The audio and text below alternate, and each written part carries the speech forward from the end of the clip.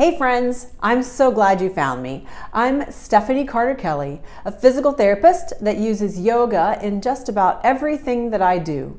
Each week, I'm sharing physical, mental, and spiritual ways to heal yourself. So this week, we're asking questions about whether or not yoga is good for you if you have back pain, or if you could actually hurt yourself if you have back pain. So the simple answer to both those questions is yes. And the details are a little bit more complicated because every person is actually different. But I've come up with 3 do's and 3 don'ts about doing yoga when you have back pain. So the first thing is, as you can see, breathe. I start every class with several minutes of just deep breathing, with the goal of getting the nervous system calmed down so that people can tune into their bodies. You'll hear in yoga teachers cueing you to listen to your body, or don't push yourself beyond what your limits are. But what many yoga teachers don't understand is that somebody with chronic pain is completely disconnected from their body. Their brains and their bodies are disconnected in survival mode as a way to get through every single day without having too much pain. So not listening to the body is a strategy for somebody that has chronic pain.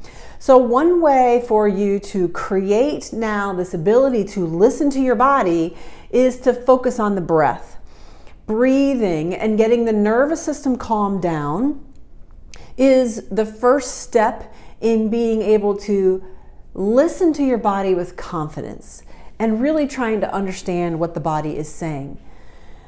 The second thing is to also realize and really know that hurt does not equal harm.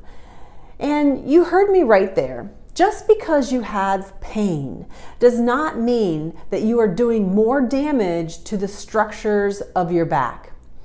We're not doing more damage with the gentle movement of yoga to the herniated discs. We're not doing more damage to the arthritis in your back. Those conditions took a long time to become pathological.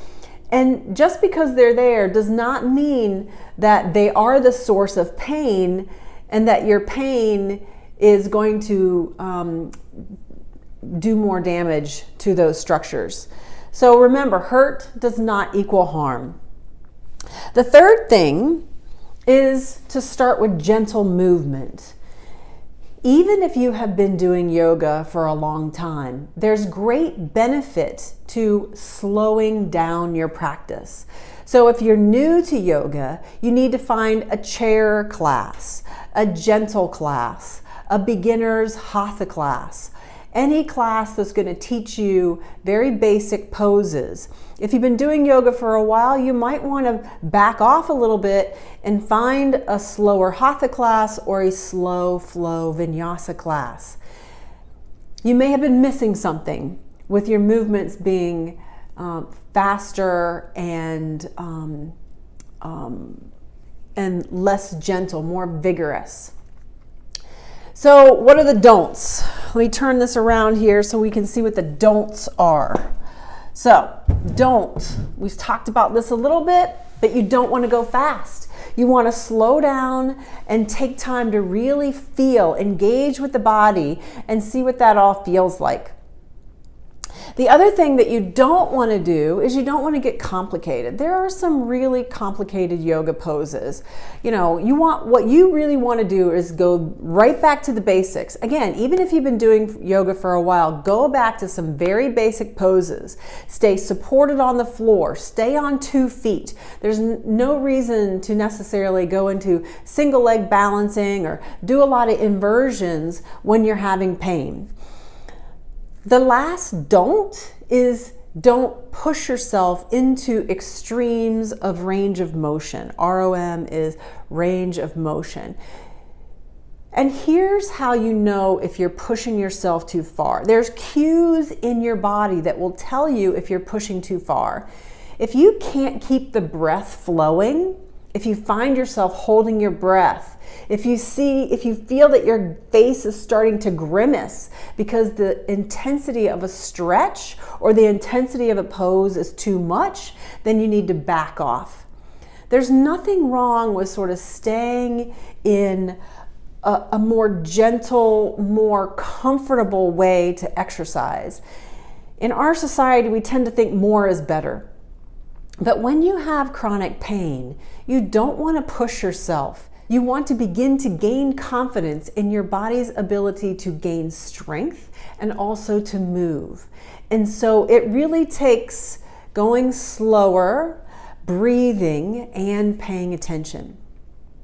So one of the ways that you can incorporate all of these don'ts in one package is to leave your ego at the door anytime that you're going to a yoga class, or even if you're stepping onto your mat at home. When we are judging ourselves based on what other people look like, or even when we're judging this body compared to a body that we had in the past, you're going to set your nervous system up to be hypervigilant and set you back into that cycle of pain.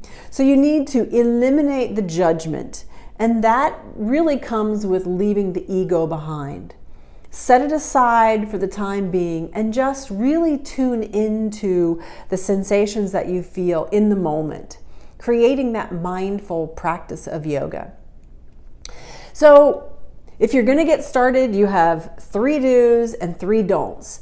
If you have been doing yoga but you've left it behind because you thought it wasn't good for you, maybe you can restart your practice with the do's and the don'ts that I've provided today. So again, I'm Stephanie Carter Kelly, yoga physical therapist. Namaste.